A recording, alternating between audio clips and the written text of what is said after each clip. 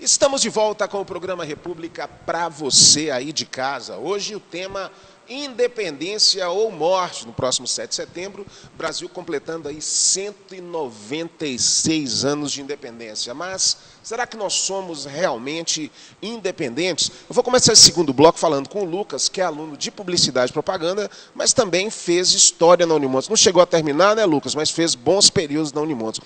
Lucas, o que você está achando de toda essa história aí que está acontecendo no Brasil atualmente, os reflexos dessa turbulência de todos esses períodos?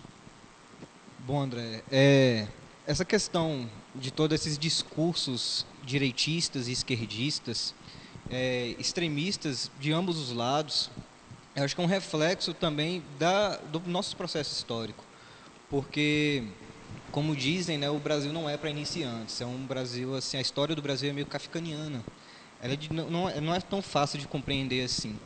E esses processos, eu acho que, se não levar um pouco mais a fundo o conhecimento, desde da própria independência mesmo, até os eventos mais recentes, existe sim uma confusão na cabeça das pessoas em interpretar e no próprio discurso que é dito, entendeu? Então, algumas coisas equivocadas são ditas ou não, ou de maneira inocente mesmo, por falta de um breve conhecimento, ou por intenções políticas mesmo, de posicionamento. Mas eu acho que o importante, ainda mais com o advento dessas tecnologias de comunicação, é a gente procurar entender o lado do outro e pesquisar bastante para a gente conseguir construir um discurso melhor. Bacana, Lucas. Andréia, o Brasil parece que não consegue navegar em águas calmas, né? A cada período, uma crise. O que você pode falar dessa última crise política que colocou o Michel Temer aí como presidente? Ele era vice na chapa da Dilma.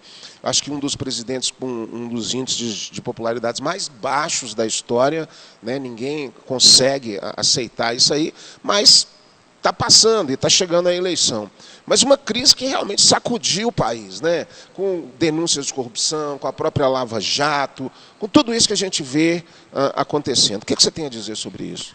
Uma crise que sacudiu o Brasil e que vem de longa data.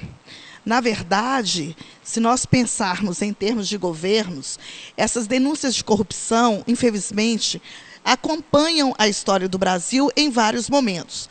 Agora, houve um projeto arquitetado no sentido de destituir um governo com interesses claros por parte de determinados grupos e, dentro desse imaginário e até dos excessos cometidos pelo partido político que estava no poder, isso tomou conta.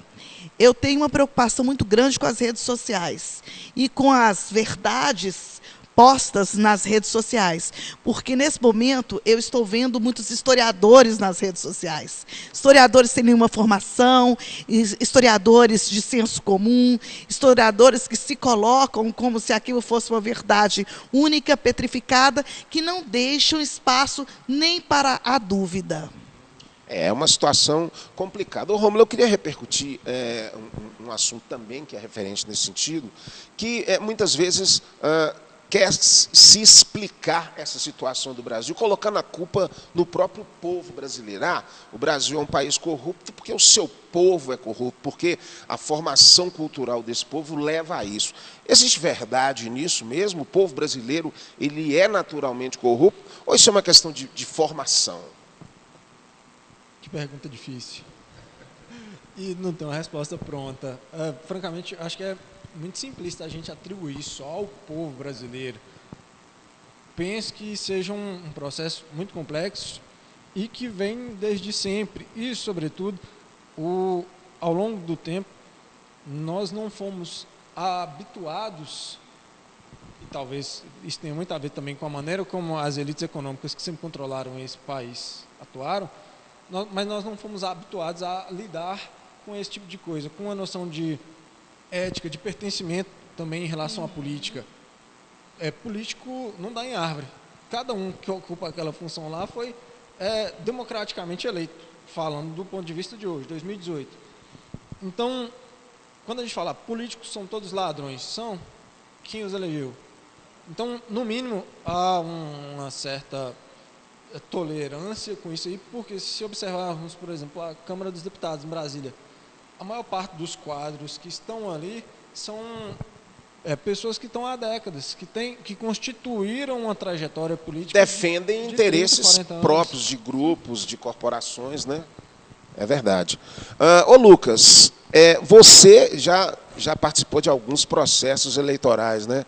Assim, e vai estar participando desse agora. O que você está achando desse momento no Brasil, que é um momento de grande movimentação política? A transformação ela pode ser não só no legislativo, mas no executivo.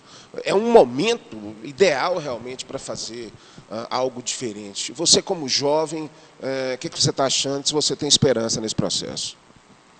Olha, desde os últimos grandes eventos do impeachment da Dilma Rousseff, a expectativa é de eleições bem turbulentas mesmo, sabe? A cada dia que passa, parece que existe uma nuvem em cima desse processo, desse pleito, que fica assim, aquela sensação de incerteza desde o início. Essa eleição, inclusive, é marcada por essa questão de incerteza, dos próprios candidatos, dos seus vices, de quem vai participar das chapas e tudo. E a esperança que eu tenho é que seja melhor refletido sobre as pessoas, haja uma maior reflexão sobre as pessoas, que essa busca de dados, essa busca de informações seja um pouco mais a fundo. Fake news, de seus vários âmbitos, ainda são assuntos discutidos. A própria eleição americana, com essa polêmica do Facebook e tudo mais, pode vir sim a ser refletido aqui nas eleições aqui no Brasil, e a gente tem que ter muito cuidado em relação a isso, sabe? A esperança que eu tenho mesmo é que a gente consiga refletir melhor sobre cada candidato, seus pontos políticos, e de, principalmente nas suas discussões, não ficar quebrando os pontos dos outros, mas sim construir pontes. É o que eu penso também. Inclusive, recentemente lancei uma música, um videoclipe nas redes sociais que se chama Massa Conectada, propondo exatamente isso. Em vez de ficar xingando um ao outro, destruindo um ao outro, vamos conversar. Conversando a gente se entende, né, Andréia? Segundo bloco terminou, mas vai terminar lá em cima, com o alto astral aí do João e a sua banda. Manda lá.